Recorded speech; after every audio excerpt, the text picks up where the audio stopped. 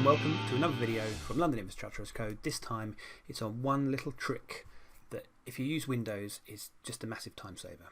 So we're on our computer, we want to get into a directory, but I need to do something on the command line, I need to run something.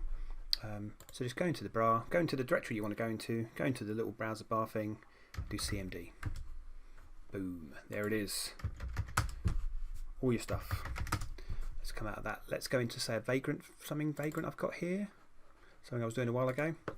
I need to run that. CMD opens up. Let's do a vagrant status. Obviously not connected, but it gets you into the directory. You understand what I'm doing. And that is it.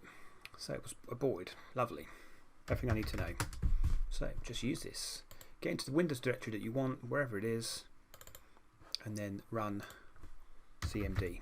And it opens the window for you. And then from here, you can look at, you're in the right place, you can go where you want to go, and you can do whatever it is you want to do.